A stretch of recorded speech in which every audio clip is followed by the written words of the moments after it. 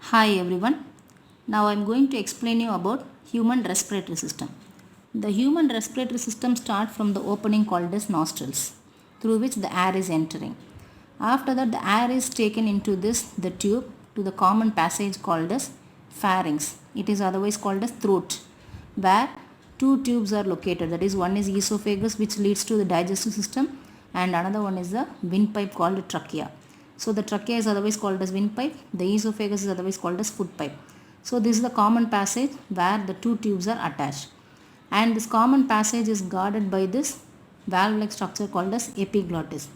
The opening of the trachea is called as glottis, and it is guarded or protected by the flap-like structure called as epiglottis. What is the function of this epiglottis? While we are swallowing the food particles should not enter into this trachea. In that way, it closes the food pipe when we are swallowing the food. That is the function of epiglottis. And then the trachea leads to two branches called as bronchi. Bronchi in plural, bronchus in singular. Then each bronchus, it divides or terminates into minute branches called as bronchioles. Each bronchiole ends up with the small bubble-like structure or grape-like structure or balloon-like structure, whatever. So it is called as alveoli. So this is the structure of alveoli, enlarged view of one bronchus. That is, the bronchus is divided into bronchioles, and then it ends up with the small opening, that is a small bubble-like structure or grape-like structure or balloon-like structure called as alveoli. Both the lungs are well protected inside the rib cages, and then it is supported by a large flat muscle at the floor of chest cavity. This is known as diaphragm.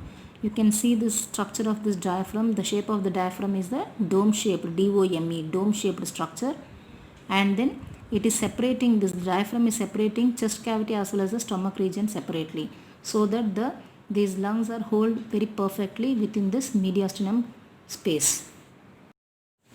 So this entire lung is covered by a membrane called as pleural membrane, and it is also a double wall membrane like a heart pericardial membrane, and the space is present in between the two membrane called as pleural space. It is filled with the fluid called as pleural fluid. As usual in heart, what you studied, the function of this membrane, it helps to protect the internal organ, that is here it is present, it helps to protect the lungs, and the pleural fluid which acts as a shock absorbers. When we are seeing this windpipe or trachea, you are able to see the C-shaped structure called as cartilaginous rings. It is present entire respiratory system, because when we are inhaling, so much of air is rushing inside. Our respiratory system is made up of delicate membrane, so that the cartilaginous rings will protect or ensure that the air passage does not collapse. This is also another 1 mark question. What is the function of cartilaginous ring? It ensures that the air passage does not collapse. When we are inhaling, automatically we are taking so much of air inside. So this respiratory system is made up of very delicate membrane, it should not collapse. So in order to prevent that collapsing only, the C-shaped structure, it is present all over the respiratory system. Now we are seeing this diagram of mechanism of breathing.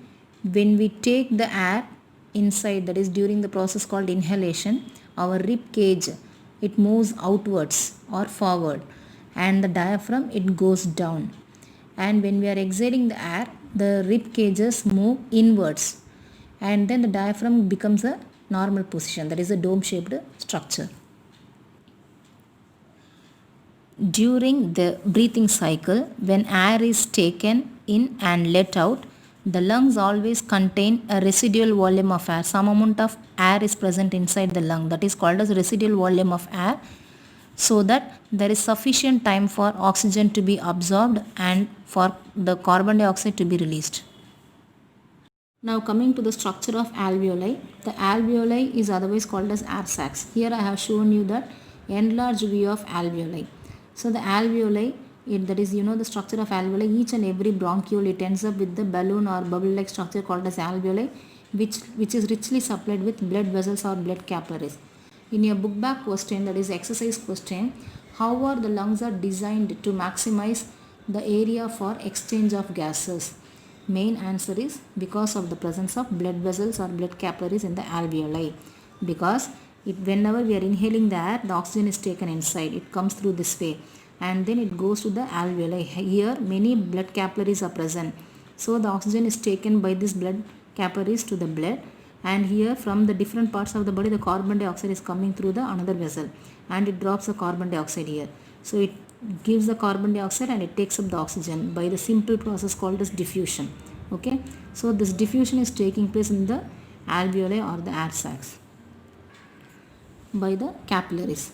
I hope now you understood the entire respiratory system of human, even the structure as well as the function. If you have any doubt, you can comment me in the comment box. Thank you.